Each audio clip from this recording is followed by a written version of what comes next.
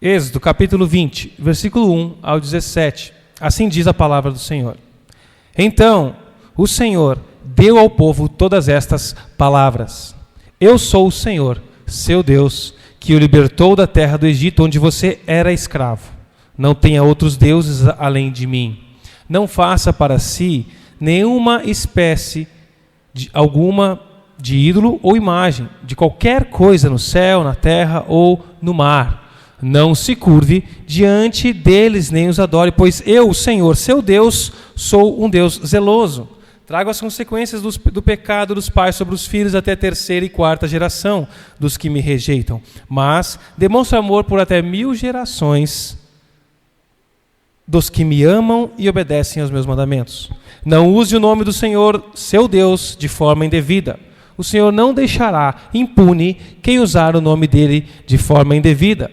Lembre-se de guardar o sábado, fazendo dele um dia santo.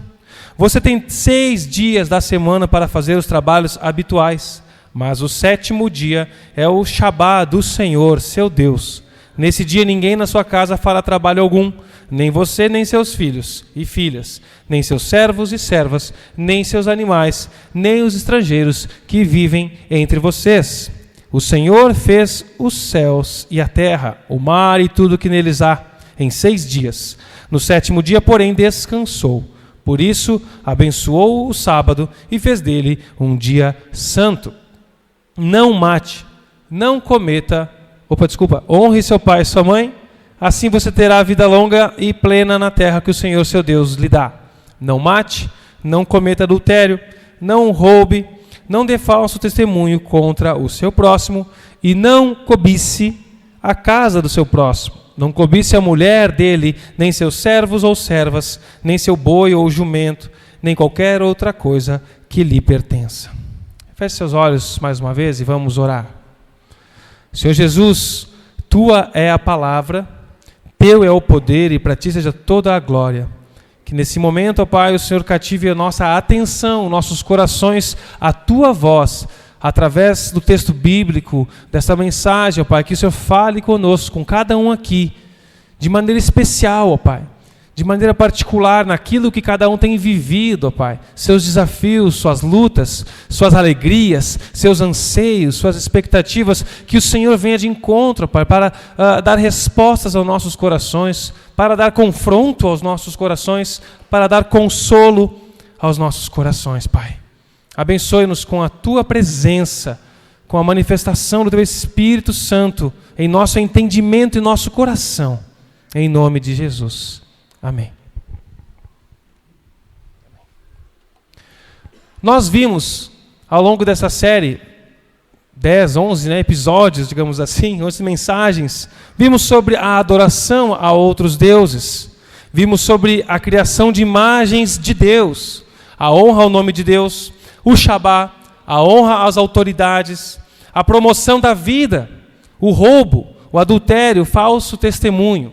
Nós vimos até aqui. E apesar de nós termos visto nesses mandamentos que Jesus expande e ele transforma esses mandamentos, nós compreendemos isso, mas também compreendemos que essas palavras vão além da atitude exterior.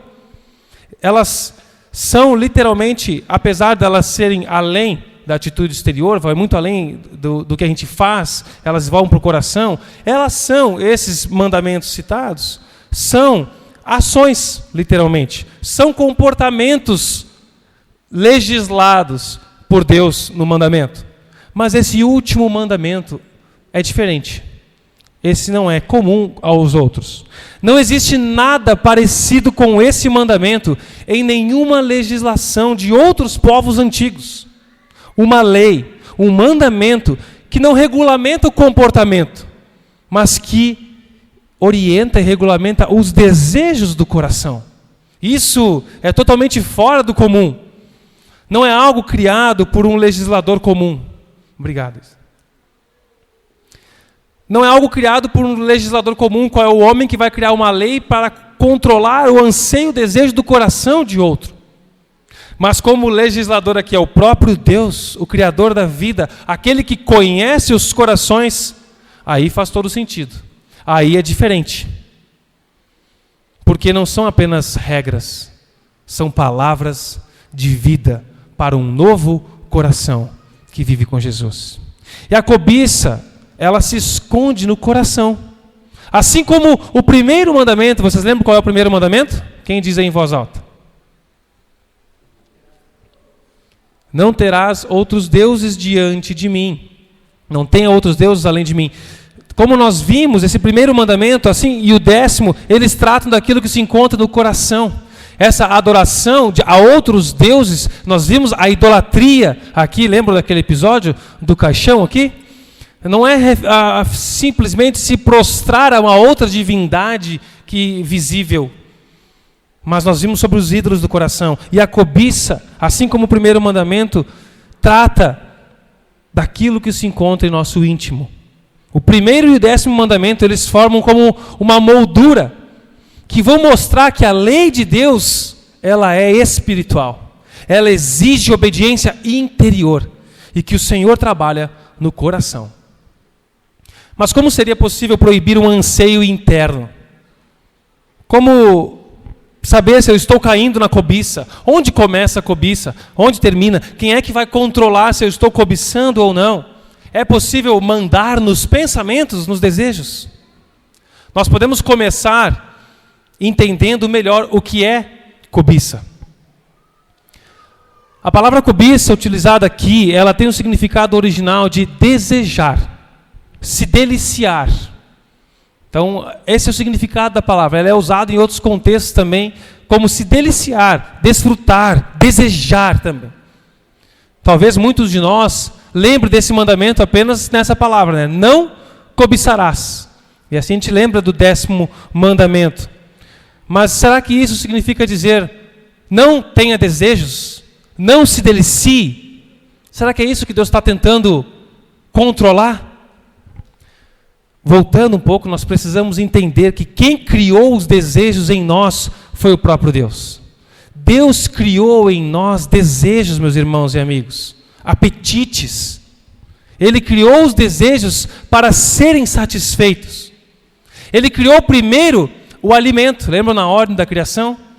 Deus criou o céu, a terra, a vegetação, todos os frutos, depois os animais e por último o homem. Então quando o homem foi criado, ele criou a vontade de comer porque já existia o alimento. O alimento não foi criado como uma solução para um problema que era a fome. Puxa vida, o homem está com fome, vou ter que inventar uma coisa para resolver o problema dele. Puxa vida, o homem está com um desejo, eu preciso inventar uma coisa para resolver o problema. Não, Deus criou o desejo porque já existia o alimento, para ser satisfeito. É o contrário. Por isso, Deus não somente permite que a gente deseje coisas, diversas coisas, como Ele quer que nós desejemos. Porque é isso que nos move, é isso que nos impulsiona, é isso que movimenta a nossa vida, desejar coisas.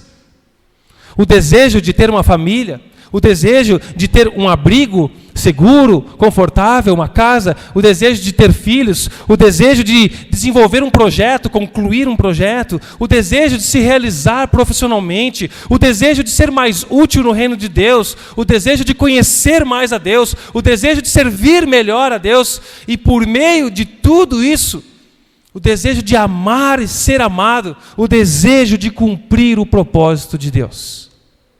Deus quer que desejemos, mas Ele quer que desejemos as coisas certas e da forma certa. O problema é que o pecado desorientou os nossos desejos. Lembram da bússola do Jack Sparrow que eu comentei aqui? Aquela bússola desorientada, não aponta para o norte como deveria apontar. Os nossos desejos, os nossos anseios, eles estão desorientados. Eles não apontam mais para onde eles foram criados para apontar, para se satisfazer da forma como eles foram criados. Eles estão pervertidos por causa do pecado original. Nós estamos desorientados nos desejos e na forma de saciá-los. Por isso, não cobice, não se resume a ter desejos. Cobiçar é desejar de forma indevida algo que pertença a outra pessoa dentro do contexto desse mandamento. Tem um autor chamado John Mackay que ele diz que é o desejo intenso de possuir algo que o outro tem. tem. Isso é cobiçar no contexto das 10 palavras. E é por isso que a 10ª palavra de vida não é apenas não cobiçarás, mas não cobiçarás a casa do teu próximo.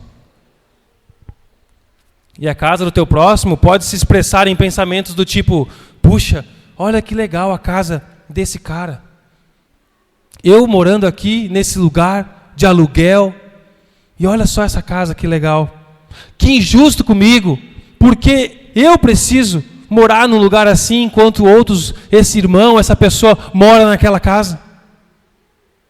Mas também esse texto, a casa do teu próximo, não está se referindo exclusivamente ao imóvel, ao prédio dos indivíduos. Ele também se refere ao contexto familiar, à cultura familiar, à realidade de vida daquela casa. Se numa cultura familiar eles viajam 2 vezes por ano para fora do estado, para fora do país, se naquele padrão familiar eles estudam em escola particular, naquela casa eles trabalham só 4 horas por dia e têm outras fontes de renda para poder se sustentar, se naquela casa o casal faz devocional junto na varanda, de frente para o jardim e posta isso tão belo, eu não consigo ter isso, ter esse tempo, ter esse lugar. Poxa, essa família consegue almoçar fora todo domingo. O texto também se refere ao lar, à realidade social e cultural de uma casa, ao qual nossos olhos muitas vezes anseiam e desejam ser como ou o próximo. Não cobiçarás também a mulher, o cônjuge do teu próximo. Aqui se refere à mulher, mas faz também em relação ao homem. O que pode se expressar com pensamentos do tipo: nossa, como aquela mulher é linda. Queria que ela fosse a minha esposa. Ou então, como ela cozinha bem, como ela cuida bem da casa. Essa sim seria uma boa esposa para mim. Como ela é excelente, profissional fora de casa. A minha esposa não se desenvolve fora. Eu seria muito mais feliz se eu tivesse casado com uma mulher como aquela, não mais como a minha esposa. Ou olha o marido dela, tão bonito, tão gentil, um bom pai. Conserta as coisas de casa na primeira ou na segunda vez só que pede. Por que eu estou presa nesse casamento enquanto há homens tão bons como esse por aí? Também o texto diz: não cobiçarás servos, bens, bois, jumentos, os bens, nem qualquer outra coisa do teu próximo. Puxa vida, o fulano já fez mestrado, já está no pós-doutorado, e eu aqui com 3 barrigudinhos para criar. Eu queria ter essa vida. Puxa vida, olha o carro que essa pessoa comprou. Isso não é justo. Eu deveria conseguir. Por que ele, não eu? O pastor Kevin DeYoung, ele comenta que não é necessariamente errado notar o que as outras pessoas têm. Não só não é errado, como é quase inevitável. Notar o que as outras pessoas têm. O problema é que a maioria de nós não observa essas coisas para dar graças a Deus pela bondade dele concedida aos outros, mas observamos e deixamos de ser gratos por tudo que Deus tem dado a nós. Insatisfação. A cobiça daquilo que vemos no próximo revela insatisfação com a nossa vida, com o que Deus nos deu. O desejo de ter a vida do outro. Desejar e tentar obter algo que pertence a outro é estar insatisfeito com o que você recebeu de Deus.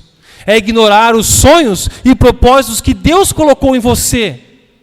É demonstrar falta de fé e amor no Pai Celestial, que te deu o que você tem e o que você é. Quem de nós não assistiu um filme e ficou comparando o teu relacionamento com aquele relacionamento do filme, com aquele homem perfeito, não sei o nome desses autores aí, mas aquele homem perfeito que faz tudo do jeito que agrada a mulher, ou aquela mulher perfeita que faz tudo do jeito que agrada o homem. Quem não ficou comparando? Quem não assistiu um programa de reformar a casa, já não teve vontade de sair quebrando as paredes da sua própria casa, e eu vou reformar tudo, e vou mudar. E aí, não é sério, isso aí mexe com a gente, mexe comigo, mas não, eu quero uma ilha aqui na minha cozinha e não sei o que, e essas cores, mas que ilha? Nossa casa, no tamanho daquela ilha, o tamanho do teu apartamento, e quer ter essas padrão norte-americano de programa de TV. Talvez você não vá fazer um plano para tomar aquilo que é do outro. Um plano de furto, de roubo. Mas você vai dedicar a sua vida. Você vai se gastar, se desgastar para ser igual ou melhor do que o outro. A tua inspiração, o teu desejo foi ter o que o outro tem. Por que nós fazemos isso? Tem um provérbio francês que diz: o que nos deixa descontentes com a nossa condição é a ideia absurdamente exagerada de que nós temos a respeito da felicidade alheia. Como aquela pessoa é feliz com aquilo que ela tem.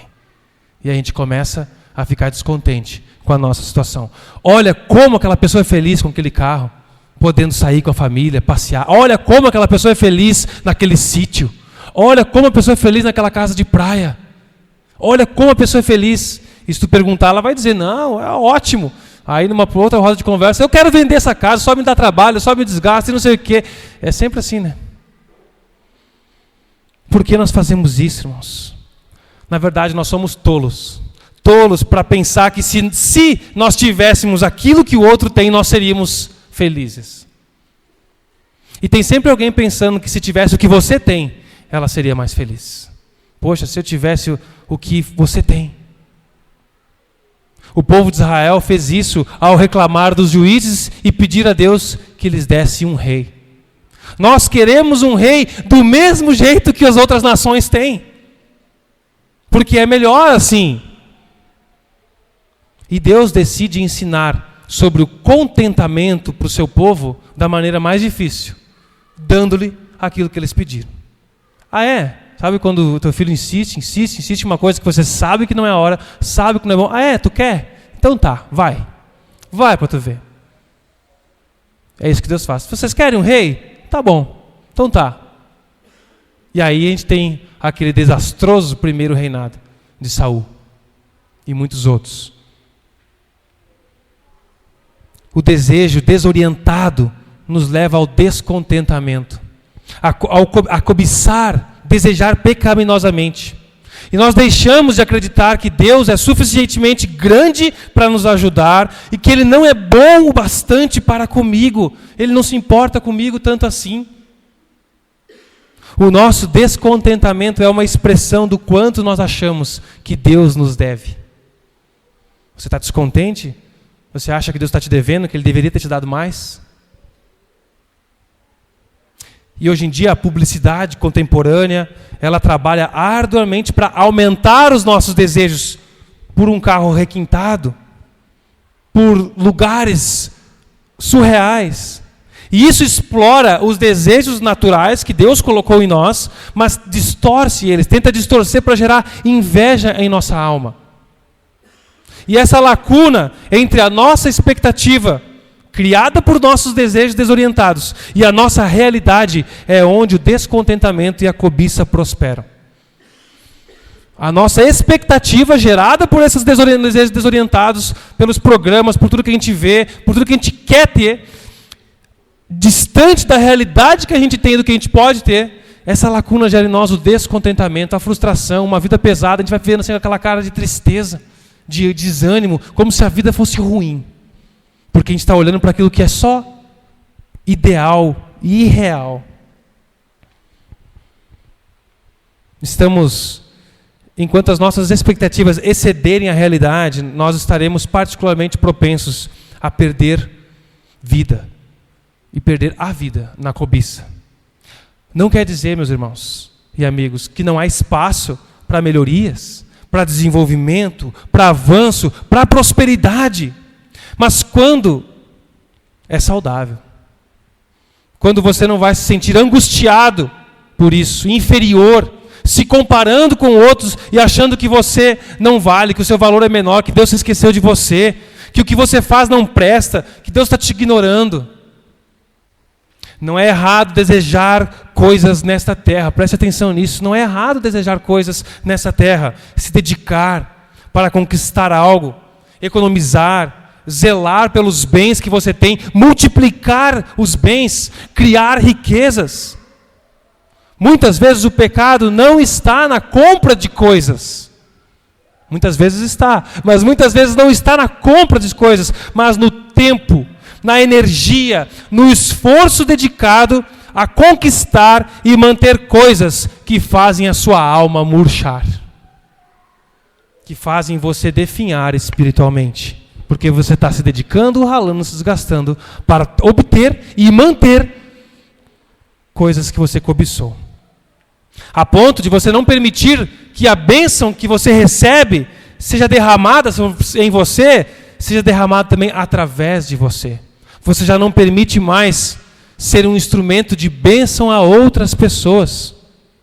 Deus nos ensinou que nós devemos desejar as bênçãos do céu, acima dos melhores tesouros dessa terra. O nosso desejo transformado, o nosso desejo quando redimido e transformado, ele volta os olhos para os tesouros do céu, para as recompensas celestiais e terrenas que Deus nos dá. A paz, o consolo, o conforto, a alegria no Espírito Santo. Mas com muita frequência nós estamos esperando que os nossos sonhos se tornem realidade numa etapa futura. E nós estamos esperando o dia que eu vou ser alegre. Vai chegar o dia que eu vou começar a namorar. Quando tiver uma namorada, aí sim eu vou ser alegre. Não, eu vou estar realizado. É tão ruim estar sozinho, ver os outros dando bitoquinha, se abraçando e eu não ter ninguém para fazer isso.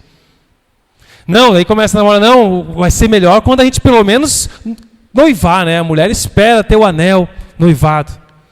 Não, mas na hora que eu casar, aí sim, aí vai ser melhor, eu vou ser pleno, eu não vou só dar beijinho, vou poder fazer mais coisas. Quando eu casar, aí sim eu vou ser feliz. Então sim serei feliz. Não, casei. Parece que está faltando alguma coisa. Porque é quando eu tiver filho. O que falta nessa casa são filhos. O dia que eu tiver um filho, eu vou ser realizada, plena. É filho que me falta. O filho vai resolver todos os nossos problemas conjugais, familiares. A minha tristeza é falta de filho. E você tem um filho. Não. E não mudou. Não, quando o meu filho se formar, estiver bem encaminhado na vida. Porque agora é difícil, eu tenho que trabalhar, tenho que fazer tudo, mas quando ele estiver bem encaminhado, eu vou ver ele próspero e eu vou ser feliz. Vou ver meu filho bem. Aí teu filho tem um neto antes de ficar bem. Puxa vida, meus netos, quando eu ver meus netos bem, resolvidos na vida, profissionalmente, aí eu vou ser feliz, porque agora não dá, eu tenho que se e quando, e a gente vive matando o nosso presente, o nosso real, supondo que um dia seremos felizes com um ideal que quando chega, não é como a gente imaginava. E você vai matando as bênçãos do presente por querer viver uma bênção do futuro. Por ser mal resolvido no seu coração com Deus. Um espírito contente é o oposto de um espírito cobiçoso.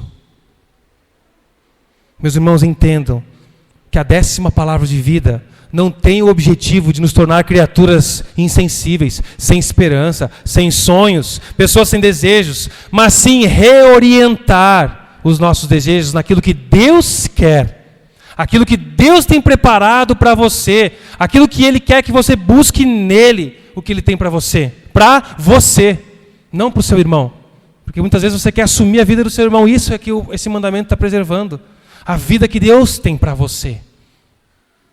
Porque é na vontade de Deus que a vida é boa, perfeita e agradável. Quando nós analisamos como Jesus transformou esse mandamento, nós percebemos que Jesus não pede que a gente deseje menos. Olha, tu sonha demais, hein? Seja mais realista, sonhe menos. Na verdade, Ele quer que a gente deseje mais, infinitamente mais. Jesus nos ordena a desejar e buscar o reino de Deus e a sua justiça de todo o coração. É isso que Ele quer, é isso que nós seremos mais ricos nele. Ele nos ensinou a orar: venha o teu reino, seja feita a tua vontade, deseje, queira que o reino de Deus venha. Esse deve ser a nossa cobiça, o nosso desejo, o nosso anseio. Que o reino de Deus, a paz no céu, seja assim também na terra. O nosso desejo maior deve ser que o poder salvador do reino de Deus seja manifesto nesse mundo. Devemos cobiçar a obra poderosa de Cristo entre as nações, pelo poder do Espírito Santo e na glória da sua segunda vinda. Bem-aventurados, felizes, verdadeiramente felizes são os que têm fome e sede de justiça. São aqueles que têm desejos da justiça de Deus. São aqueles que cobiçam pelas mesmas coisas que Deus deseja, que Deus quer, para que a obra dele seja manifesta e conhecida entre as nações. Resumindo o que vimos aqui, o cerne desse problema da cobiça é o mesmo lá do Jardim do Éden, na queda. Eu querer certa coisa porque eu não estou satisfeito com aquilo que Deus já me deu. Vocês têm todas as árvores do jardim. Desfrutem, cuidem. Uma, vocês não vão poder se alimentar. Não, isso aqui, todo esse jardim é demais. Eu quero é aquela. E assim somos nós. Queremos algo porque estamos insatisfeitos com o que já temos, com o que Deus já nos deu. A cobiça é, em essência, nada mais do que uma desconfiança de Deus. Será que Deus é tão bom assim? Será que Deus é tão cuidadoso de mim? Será que Ele está cuidando bem de mim? E acho melhor eu fazer o meu pé de meia, acho melhor eu dar o meu jeitinho, porque esse Deus aí parece que não vai resolver as coisas do jeito que eu quero. Estou meio desconfiado dele. Não confio que Ele me dará aquilo que eu preciso. Em vez disso, eu penso que Ele está propositalmente me privando de algo bom, que eu julgo merecer, pois Deus me deve. Não, Deus tinha que já ter feito isso. Deus já tinha que ter resolvido esse problema aqui desse casal. Deus já tinha que ter resolvido a minha solteirice. Deus já tinha que ter resolvido a minha infertilidade. Deus já tinha que ter resolvido a minha situação financeira. E Deus está me devendo. Insatisfeito, cobiçando outras coisas. Para a gente refletir e levar em prática isso, acho que tu trocou de tela aí, não vai passar. Pode passar.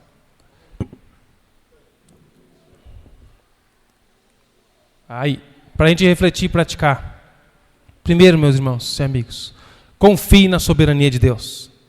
Confie e descanse. Nosso Deus, Ele é Rei soberano. Ele faz o que quer.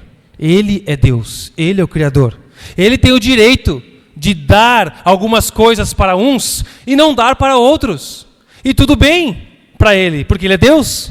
E nós temos que entender isso, confiar nisso. Isso não faz dele injusto, porque Ele tem que dar igual para todo mundo. O Deus da foice e do martelo? Não. Não faz de você menos amado, porque outro ganhou algo que você não tem. Não. Você é você. Deus tem planos, sonhos e propósitos com você. Deus não quer que você seja igual a outro. E nós precisamos aprender a confiar na soberania do Pai. Que às vezes eu recebo, às vezes outro recebe. E que nós não seremos todos iguais. Sabe quando um casal tem 2 ou mais filhos e tem um que está de aniversário. E aí os pais compram presente para os 2. Porque para o outro não ficar chateado, porque é o aniversário desse aqui, mas ele vai ganhar presente, e para o outro não ficar triste, eu vou comprar para os 2. Isso não está certo, irmãos. Nós temos que ensinar para os nossos filhos que é a vez desse, a tua vez será outra. Nós precisamos criar adultos maduros, formar pessoas. Hoje ele está de aniversário, e o Isaac passou por isso recentemente. Como eu exponho ele aqui, né, ele tem 6, 7 anos, mas quando ele tiver uns 12, ele vai pedir para eu parar de usar os exemplos dele. Então ele pediu isso, a Lívia estava de aniversário, estava ganhando presente. E eu entendo, irmãos, amigos queridos que tentam fazer isso, sabem que vai gerar isso, trazem um presentinho para os 2. Tudo bem, vocês podem fazer, mas a nossa responsabilidade como pais é ensinar que é a vez dela. Ela está de aniversário. E o dele falta 7 meses, não tem nem noção de tempo. Eu falei, espera, vai chegar de novo o teu. Mas é isso, às vezes é a vez de um. E você não tem que ficar crescendo como um adulto mimado que está sempre ganhando presente junto com todo mundo. Por que meu irmão tem essa bênção e eu não? Por que ele conseguiu essa vaga melhor e eu não? Por que ele ganha mais que eu? Que injustiça! Aceite e confie na soberania de Deus. Não queira assumir o lugar dele e dizer que ele não está fazendo o trabalho dele direito. Ele é Deus. Segundo, se deleite na bondade de Deus. Quando Deus abençoa alguém, Ele está demonstrando bondade. Ele está manifestando o seu caráter. Invejar as pessoas, se sentir mal quando o outro é abençoado, de qualquer forma, gente, está falando aqui, a gente pensa sempre no material, mas de qualquer forma, invejar é dizer que eu não gosto quando Deus manifesta a sua bondade para com os outros. Meu irmão, aprenda a se alegrar com o caráter de Deus. Ele é bom. Aprenda a se alegrar quando Deus revela a sua bondade, quando abençoa alguém, independentemente de quem seja. Alegre-se com seu irmão. Que boa notícia. Vamos comemorar, vamos dar uma volta nesse carro, vamos celebrar essa oportunidade de nova de emprego, vamos estourar uma champanhe, vamos jantar fora. Eu quero comemorar e celebrar a vida, as bondades de Deus para com a minha família, com meus irmãos. Mas pastor, eu não consigo ter filhos. Fulana já está no 3º, 4º filho. Por que eu não consigo? Eu não sei. Nós não sabemos, talvez não sabemos o porquê. Mas nós vamos continuar orando. Mas não condicione a sua felicidade a isso. Alegre-se com a sua irmã, celebre com ela e busque no Senhor em oração, entendimento, paz, alegria e descanso para a sua alma. Se deleite sempre na bondade de Deus. Isso vai te proteger do descontentamento, da cobiça. Te protegendo da cobiça, está te protegendo do pecado, da tristeza, da morte, da ruína, que é viver no pecado. Terceiro, aprenda a estar contente e satisfeito. O 10º mandamento promove o contentamento, o amor ao próximo, a gratidão e a generosidade. Olha o que diz o texto de 1 Timóteo, capítulo 6, versículos 6 e 7. No entanto, a devoção acompanhada de contentamento é em si mesma grande riqueza. Afinal, não trouxemos nada conosco quando viemos ao mundo e nada levaremos quando deixarmos. Hebreus 13, 5 nos lembra: não amem o dinheiro, estejam satisfeitos com o que têm, porque Deus disse: não o deixarei, jamais o abandonarei. Nós cantamos isso. Deus não vai nos desamparar. Ele não vai nos deixar. A gente tem essa impressão, porque nossos olhos estão onde não deveriam estar. Preste atenção. Estamos acabando, você vai ser tentado a se distrair. Faça um esforço para ouvir a Deus e não as vozes de distração do seu coração e do diabo. Contentamento é estarmos satisfeitos com aquilo que o Senhor tem providenciado para nós. Isso é o que Deus me deu. Eu quero estar feliz com isso. Contentamento é estar satisfeito e grato com o que o Senhor nos oferece. Contentamento é confiar e descansar na providência de Deus. A cobiça prejudica a comunidade. A cobiça prejudica o relacionamento da família, porque nos faz reféns da mesquinhez.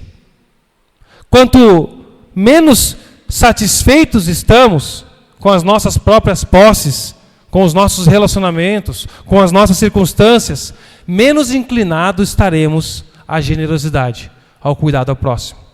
Você vai ver a necessidade de um irmão, você vai ler a mensagem da necessidade de alguém, você vai ver alguém precisando de ajuda, mas você vai se isentar, porque você está muito insatisfeito com a sua condição. Quem sou eu para ajudar? Olha como eu estou. Nós não compartilhamos, não ofertamos, não dizimamos, não ajudamos o próximo, quando eu torno as minhas necessidades cada vez maiores e prioritárias. Eu não vou ajudar. Tem outras pessoas para ajudar lá.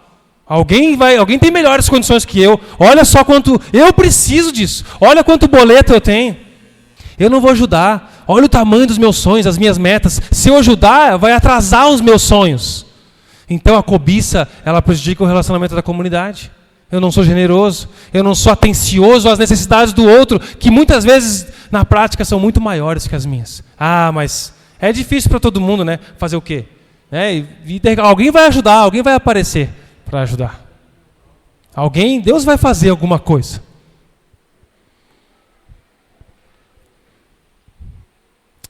Um coração redimido, um coração alcançado pela graça de Jesus, é um coração satisfeito, alegre no Senhor, que faz com que nós olhemos com generosidade que ajuda a comunidade a crescer, a se fortalecer e florescer.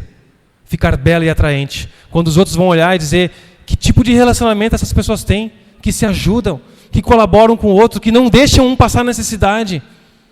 Eu quero uma família assim. Família que só Jesus pode dar. Transformar o nosso coração. E talvez você pense, meu Deus, meu Senhor, eu tenho muita dificuldade com isso. Eu nem percebi que era isso. Mas a minha mão fechada, a minha falta de entrega para com os outros, é a minha ganância, é a minha cobiça. Mas olha o que a palavra de Deus nos diz na experiência de Paulo, registrada em Filipenses. Lá em Filipenses, Paulo está expressando gratidão pela generosidade de uma comunidade pobre. Vocês, mesmo sendo pobres, não deixaram de me ajudar quando eu precisei. E aí Paulo vai dizer isso a partir do versículo 11. Eu não digo isso. Acho que tem um texto aí. Mas eles estão resolvendo um probleminha técnico ali. Não digo isso por estar necessitado, pois eu aprendi a ficar satisfeito com o que tenho. Eu sei viver na necessidade e também na fartura. Aprendi o segredo de viver em qualquer situação, de estômago cheio ou vazio, com pouco ou muito. Posso todas as coisas naquele que me dá forças. Por meio de Cristo que me dá forças.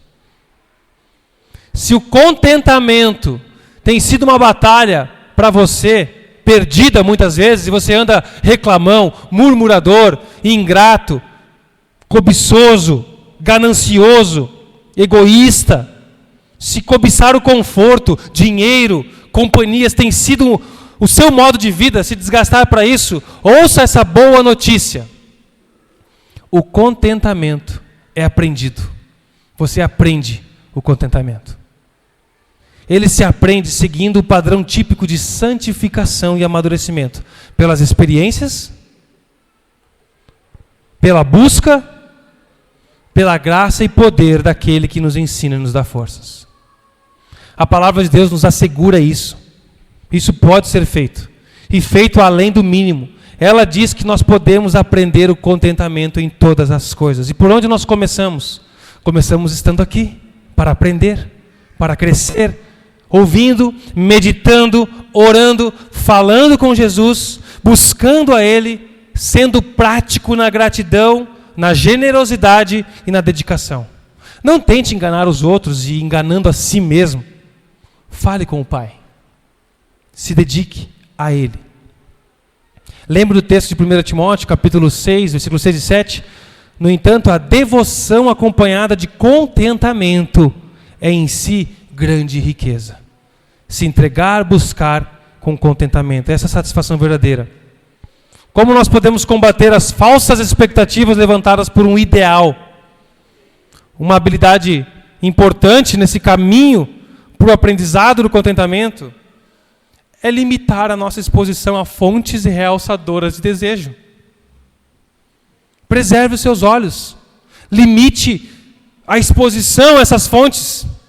Talvez reduza ou pare o seu tempo na especulação das redes sociais. Séries românticas que fazem você ficar olhando frustrado para o teu marido.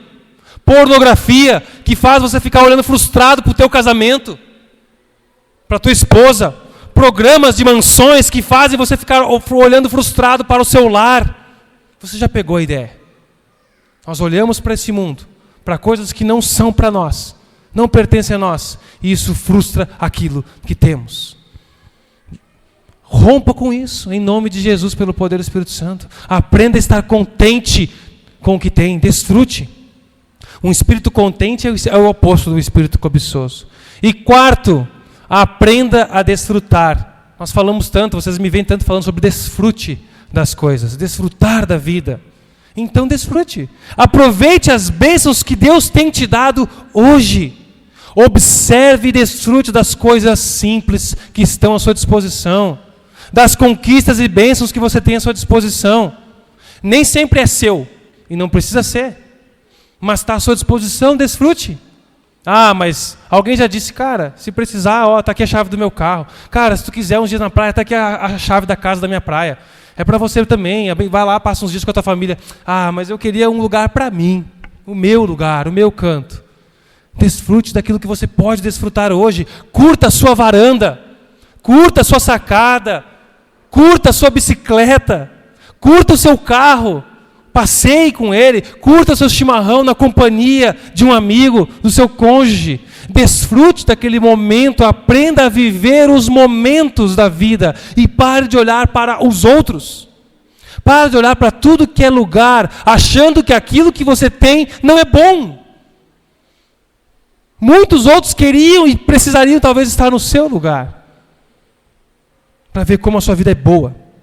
Brinque mais com seus filhos, rola com eles no chão, desfrute dos seus netos, aproveite os braços da tua esposa, o cheiro do pescoço dela, e você não vai querer cheirar o pescoço de nenhuma outra mulher.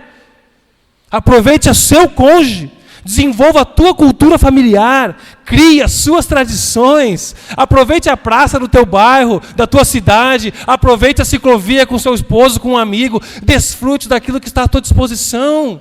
E pare de sonhar com o ideal. Ah, não, porque olha só, lá nos Estados Unidos como é que é a vida, tão boa, as casas nem tem cerca. E aqui em Barbosa tem? Desfrute da segurança do município. Aproveita isso com alegria e gratidão. Deixe de ser ingrato com tantas coisas boas que Deus tem nos dado, irmãos. Deus tem para nós palavras de vida. Aprenda a desfrutar da tua realidade, sem invejar o que é do outro. Aproveite cada momento. Como o mais importante que você tem é aqui e agora. Ah, mas essa igreja precisa de um ar-condicionado. Glória a Deus por 2 ventiladores e tem mais um aqui esperando para ser instalado. Em breve será. Glória a Deus por isso aqui. Desfrute. Essa é a igreja que Deus colocou à sua disposição. É esse pastor aqui, infelizmente. Desfrute. Desfrute desse mesa de ping-pong que está começando a empenar já. Aproveita enquanto não está toda empenada. Curta. Aproveita. Desfrute da tua vida, daquilo que Deus tem. Seja feliz, é isso que esse mandamento promove. Seja feliz, pare de cobiçar aquilo que é para o outro. Deus tem para nós palavras de vida e alegria, meus irmãos. E por último, confie sempre e somente em Cristo. O 10º mandamento, mais do que todos os outros mandamentos, ele nos mostra o quanto nós precisamos de Jesus. Logo, logo vai entrar ali. Eu preciso de Jesus. Essa última palavra me quebrou muito.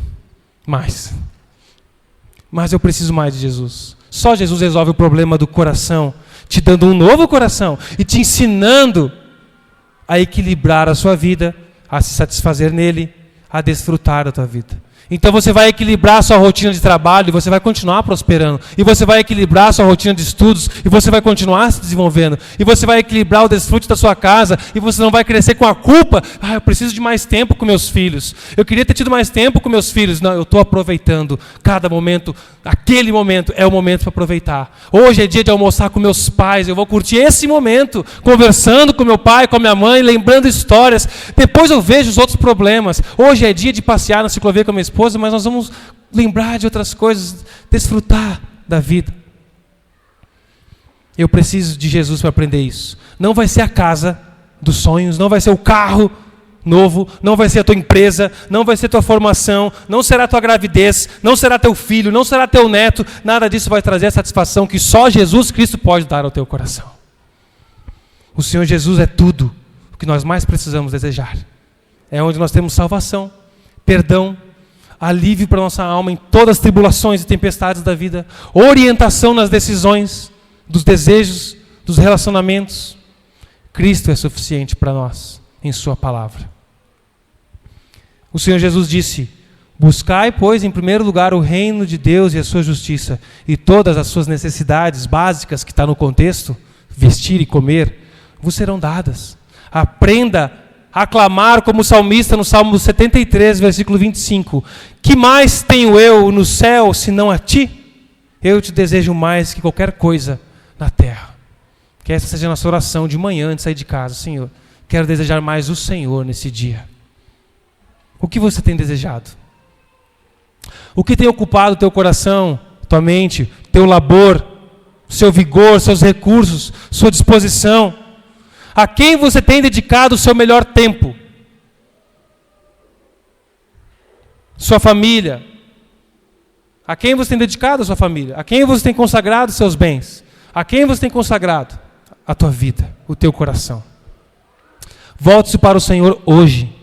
Descanse na presença, no cuidado, na providência dEle hoje. Alegre-se na presença dEle hoje. Diga com confiança e com desejo: a nossa alegria está no Senhor. Confie somente em Cristo. Lembre-se que todo pecado começa no coração. E o seu e o meu ainda está em obras. Está em processo de santificação. É importante lembrar disso. Pois às vezes nós pensamos que porque aceitamos Jesus, porque começamos na igreja, vai acontecer uma mágica e o seu coração consertou todas as distorções dos desejos e você não vai mais pecar. Mas não. Nós precisamos proteger o nosso coração. Por isso que Provérbios capítulo 4, versículo 23 nos diz: acima de todas as coisas, guarde o seu coração, pois ele dirige o rumo da sua vida. Acima de tudo, guarda o teu coração, pois é ele que dirige o rumo da sua vida. Como isso é importante, irmãos. Onde está o teu coração? Quando o teu coração está protegido em Cristo, buscando a Ele, se arrependendo, confessando pecados, buscando ajuda, servindo aos outros, você fica muito mais protegido do pecado e das consequências dele. E vai aproveitar melhor a vida. Vai desfrutar melhor da vida. Pense por um pouco. Qual a diferença de um crente e de um bom cidadão? Um bom cidadão segue as regras da sociedade, faz tudo certinho, sabe conviver socialmente, pode até ser generoso, mais generoso que muito crente, ajudador. Mas um crente vai além. Um discípulo verdadeiro, ele quer agradar ao Pai, ao seu Senhor, ao seu Mestre, seu Pai amoroso em tudo, até naquilo que pensa. Eu quero que o meu coração, o meu pensamento, os meus desejos agradem a Deus. E todos os dias, um verdadeiro discípulo luta contra os seus desejos, luta contra os seus anseios desorientados. E pelo poder do Espírito Santo, que atua em todo aquele que é liberto, todo que crê em Jesus, nós podemos vencer essas batalhas. Depois de libertos da escravidão, iniciamos a jornada da santificação, de nos tornarmos melhor e mais parecidos com Jesus. E na jornada, no caminho da santificação, de ser mais parecido com Jesus, você vai progredindo na vida. Esse mandamento nos faz olhar para aquilo que o Pai mais quer que olhemos, para o seu Filho na cruz. É somente em Jesus e com Jesus que podemos viver e desfrutar das 10 palavras de vida. Ter o Shabá que precisamos, o descanso. Adorar somente a Deus, honrar pai, mãe e liderança. Promover vida. Não tomar para si o que é do outro. Não adulterar. Jesus resumiu todos esses mandamentos em 2. Ame a Deus e ame o próximo como a ti mesmo. Ame o Senhor teu Deus com todas as tuas forças, entendimento, todo o teu coração. E ame o teu próximo como a ti mesmo. Se você ama a Deus, você vai querer adorar somente a Ele. Você não vai ter outros deuses. Não vai manipular a imagem de Deus. Não vai desfrutar. Você vai poder desfrutar do descanso que Ele dá, celebrando a vida. E se você ama o próximo, você vai honrar teus pais e líderes. Você não vai querer tirar a vida de ninguém. Não vai querer possuir a mulher de ninguém. Não vai querer tomar como seu aquilo que não te pertence. Não vai dar falso testemunho. E não vai desejar o que é do próximo. Isso tudo só é possível pelo amor a Deus primeiro. A boa notícia é que nós podemos amar a Ele, porque Ele nos amou primeiro. 1 João 4,19. Nós o amamos porque Ele nos amou primeiro. Deus te ama e coloca o amor dEle em você, para que você ame a Ele e ame aos próximos e desfrute da vida, honrando ao teu Senhor. Esse amor é fruto da união salvadora com Deus. A relação de amor com Deus e com o próximo, de quem desfruta das 10 palavras, é fruto daquilo que Deus já fez, que nós falamos no início de todas as mensagens da série, o versículo 2 de Êxodo. São palavras de vida a um povo liberto. As 10 palavras de vida foram esculpidas em pedra no Sinai. Só que aquelas palavras escritas nas pedras são impotentes para nos salvar, não dão conta de nos redimir. Mas depois de sermos alcançados pela graça de Cristo, pelo amor de Deus Pai, libertos da escravidão do pecado, as 10 palavras de vida agora são esculpidas no nosso novo coração. e são poderosas para transformar a nossa vida e de outras pessoas. 10 palavras para fazer morrer o pecado. 10 palavras para anunciar vida abundante. 10 palavras para o melhor e seguro convívio familiar e social. 10 palavras para nos firmar e nos fortalecer no caminho estreito que nos leva de volta para casa. E para não cobiçar, recorremos às palavras do Salmo capítulo 40, versículo 5, que diz: Senhor, meu Deus, Tu nos fizeste tantas maravilhas. Teus planos são tantos para nós que não se pode contá-los. Não há ninguém igual a Ti. Se eu tentasse relatar todos os Teus feitos, jamais chegaria ao fim. Quem conhece aquele hino, Conta as Bênçãos? Fiquei sabendo que as mulheres lembraram sexta-feira. Eu já tinha pensado em falar antes de ti, viu? Deus conectou. Quem lembra aquele hino antigo? Olha só que poesia, né? Se da vida as vagas procelosas são. Aí você vai para o dicionário, vai para o Google, porque você já nem sabe mais o que é isso, né? As vagas são as ondas procelosas, turbulentas da vida. Eu tive que pesquisar, confesso. O que é essas vagas procelosas, as vagas não preenchidas? Se da vida as vagas procelosas são, se na vida o mar é revolto, tem muita tempestade, se a vida é difícil, se com desalento você julga tudo em vão, eu estou triste, não vale a pena, está muito difícil. Conta as muitas bênçãos. Dize-as de uma vez, e você verá surpreso o quanto Deus já fez. Então conta. Conta as bênçãos, conta quantas são, recebidas da divina mão, uma, dize-as de uma vez, e hás de ver surpreso o quanto Deus já fez. Tens acaso mágoas? Triste é o teu lidar? É pesado a tua vida, teu lar? É pesada a cruz que você tem que carregar? Conta as muitas bênçãos, e não duvidarás, e cantando alegre, os dias passarás. Aleluia. Seja feliz, meu irmão. Conta as bênçãos do Senhor. Já tivemos o nosso culto de ação de graças. Acho que depois nós vamos fazer mais um aqui só para contar as bênçãos do Senhor. Seja feliz. Nos novos céus e na nova terra, a cobiça cessará. O olhar para o outro, a tristeza, o descontentamento cessará. Não ficaremos mais presos na insatisfação. Não mais descontentes. Não mais reféns do pecado, da comparação. Mas finalmente, olhando sem impedimento para aquele que não tem comparação, o nosso Senhor Jesus, seu amor e a sua piedade. Amém? Nós ansiamos por esse dia, o dia que estaremos plenamente com Ele, livres do poder da influência do pecado. Mas enquanto esse dia não chega, nós podemos, pelo poder do Espírito Santo, rejeitar a cobiça e a idolatria. E nisso nós estaremos vivendo a oração de Jesus: venha o teu reino, seja feita a tua vontade. Antecipa o céu na terra com esse padrão de vida que Jesus Cristo te dá. E o Espírito de Deus encherá o seu coração com capacidade para amá-lo e amar aos outros.